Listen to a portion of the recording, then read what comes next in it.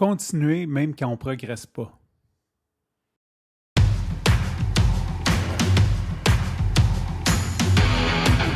Il aime le code. Il faut que la communication soit codée, mais de façon claire et transparente. La rigidité, c'est pas pour nous. Mon nom est Francis Parent-Valquette et vous écoutez le Sandro Show. Mais le plus important, c'est qu'il est bélier. Il y a une expression en anglais qui dit « Winner never quits and quitters never win ». Quelque chose comme ça, je paraphrase. Et dans le fond, ça dit que pour gagner, il ne faut jamais que tu lâches et que ceux qui lâchent gagnent jamais, grosso modo. Et si tu le sais, dans ma vie, moi, j'ai fait beaucoup de choses, j'ai lâché beaucoup de choses.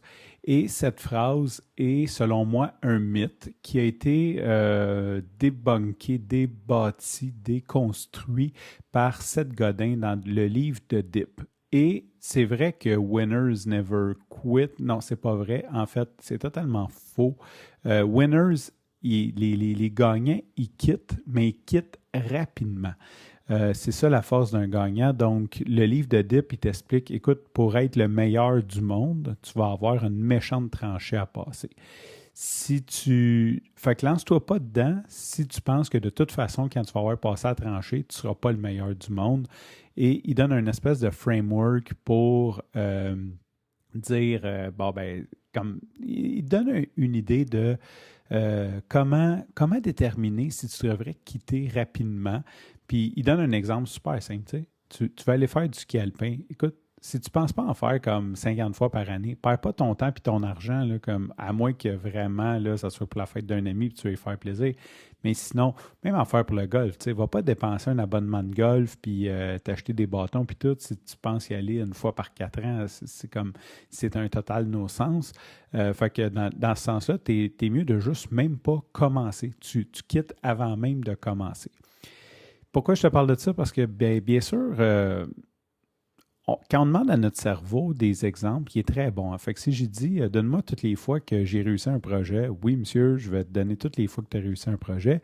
Mais si je demande toutes les fois que j'ai fait un projet, il va dire, oui, monsieur, voici la liste de toutes les fois que tu as failé.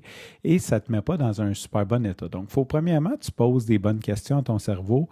Et je suis un petit peu en rétrospective parce que, je suis arrivé à l'âge de 40 ans. J'ai fait un paquet d'affaires. C'est vraiment cool tout ce que j'ai fait, mais j'ai jamais été, pas jamais. Il y a quelques domaines que je suis allé deep, mais la plupart, c'est resté en surface et j'ai tout simplement passé à la prochaine étape, à la prochaine chose. Et, tu sais, dans l'introspection, on se demande à quel point que, oui, c'était pas pour moi suivre son intuition ou à quel point j'ai pas persévéré. Fait qu'on peut se réconforter, on peut regarder des deux sens. Mais tout ça pour dire que je suis rendu à un endroit dans ma vie où j'ai envie d'être fier de ce que je fais. J'ai envie de deep down. J'ai envie de continuer no matter what.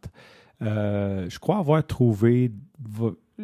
J'ai trouvé vers quoi que je veux. En fait, ça s'aligne avec ma mission de vie qui est d'aider les gens à se mettre ou se remettre en forme avec la course à pied. Puis tout ça pour dire que aujourd'hui, puis là, je vais aller back and forth, je suis fatigué un peu, fait que je sais que je suis all over the place. Mais aujourd'hui, j'ai pas pu aller courir, j'ai pogné un mal dans le genou et j'ai vraiment eu peur. C'est la première fois que ça m'arrive. J'ai envoyé un message à Coach Dom, qui est mon coach, puis j'ai dit, écoute, j'ai mal au genou, qu'est-ce que je fais avec ça? La suite des choses est plus importante. En gros, pour résumer, il m'a dit, tu as beaucoup plus à perdre que tu as à gagner, donc prends une pause. Regarde comment que ça va. Puis sinon, si tu y vas, vas-y vraiment, mais vraiment, vraiment mollo. Tu es à 2 semaines de ton marathon, c'est pas le temps de te blesser. Ce que j'ai fait, que j'ai écouté. Mais c'est pas de ça que je veux te parler. J'en ai profité pour lui dire bravo parce qu'il a fait un PB. Il a fait 15 minutes 43, puis son autre, c'était comme 16 minutes 23 il y a 7 ans sur le 5 km. Et pour moi, j'étais content pour lui qu'il ait fait son PB. J'y souhaitais, félicitations. Mais ce que je n'avais pas réalisé, c'est que ça faisait longtemps en crime que Dom, il poussait, puis il ne s'améliorait pas. Il ne faisait pas de meilleur temps.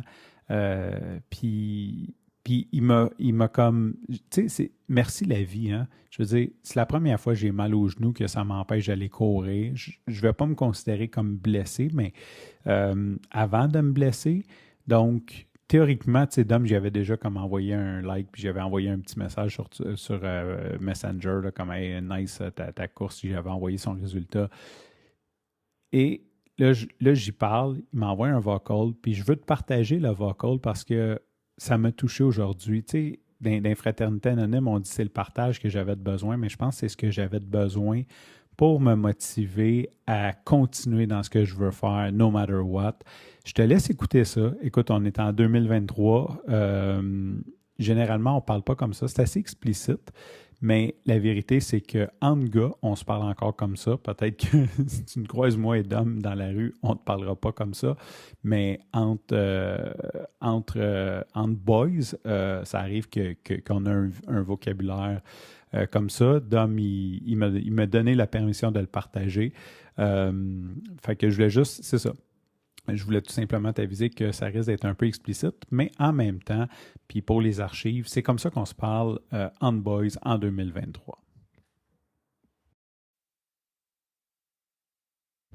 Salut Frank, merci pour les bons mots. C'est ça, man. 11 ans plus tard, je continue de m'améliorer. Fait que je suis très fier de ça parce que, tu sais, c'est facile d'être bon quand on s'améliore. C'est facile de se motiver puis de fournir des efforts quand que tu gagnes des minutes puis des minutes. Quand ça fait 7 ans que tu fais pas de record personnel, ben c'est facile d'abandonner puis de se dire qu'on est rendu trop vieux puis d'écouter le monde qui vont te dire que c'est fini pour toi de t'améliorer puis t'étais bon dans le temps puis t'as tellement fait des bons chronos là, dans le temps.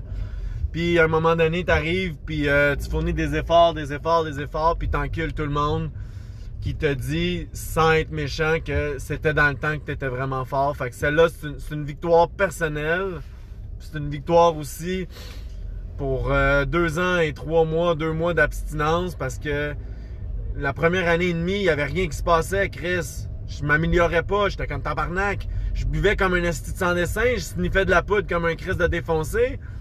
Je faisais des estis de chrono. Là, j'arrête de boire, j'arrête de sniffer, je mange bien, je dors bien. Puis mes estis de chronos sont pas meilleurs. Esti que ça m'a fait chier, là. Je te dirais que mentalement, l'envie d'abandonner là, le projet, on va dire, de s'améliorer, elle était forte en tabarnak. Mais j'ai dit, ah fuck it, je continue pareil, puis je vais forcer comme un débile. Crise de belle victoire pour moi, fait que merci. Bref, c'est un court message, mais ça venait tellement du fond du cœur. J'étais tellement content qu'il partage ça avec moi. Je me suis senti privilégié. Je pense pas qu'il ait partagé ce sentiment-là avec beaucoup de monde, mais l'important, comme je disais, c'est un peu le partage ou la phrase que j'avais besoin. Moi aussi, je vais faire une petite parenthèse, moi aussi j'ai envie d'être fier de ce que j'ai fait. Je n'ai peut-être pas nécessairement envie d'être 7 ans sans progresser, mais ça m'encourage. C'est parce que les dernières années, j'ai fait une belle progression, mettons, j'ai commencé en 2014. Bon, 2016, mettons, sérieux, course à pied. Tu sais, 2014 à 2016, j'étais sérieux, mais j'étais overweight, en tout cas. Bref, ensuite, quand j'ai rencontré Coach Dom, je me suis mis vraiment sérieusement en course à pied et j'ai fait des gains incroyables entre 2016 et 2018.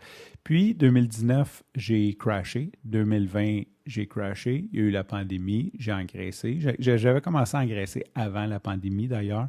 Fait que je ne mettrais pas ça juste sur le dos de la pandémie. Là, je me suis même surentraîné. Donc, je me suis mis à casser. Je me suis mis à faire juste des petites sorties de 5 km parce que j'avais plus d'énergie. Fait que ça a été long avant que je reprenne. Tu sais, de 2019 à 2023. Hein? Fait que j'ai été un 4 ans, moi aussi, à courir constamment et pas seulement, genre pas m'améliorer, mais quasiment reculer, tu sais. Mais j'ai pas lâché. Fait que j'ai envie de ça. Je sais que je suis capable. Maintenant, j'ai la croyance que je suis capable de le faire. I'm not a quitter, whatever, peu importe ce que les gens disent. Mais j'ai envie aussi d'appliquer ça dans ma vie. J'arrive à à 40 ans, j'aimerais ça que dans 5-10 ans, j'ai un projet que je sois fier, puis j'ai dit, Chris, je l'ai fait. Tu sais, parce qu'au final, je pense pas que personne a besoin d'être 5 ans sans s'améliorer pour dire je l'ai fait, mais d'avoir ce sentiment-là de dire comme je l'ai fait, j'ai envie de faire ça, puis quand je parle dans ma vie, je parle dans ma vie professionnelle. J'ai envie d'avoir ce sentiment de fierté-là dans quelques années, de dire crime, je l'ai fait. Sur ce, je te remercie pour ton écoute. Je te dis à demain et bye bye.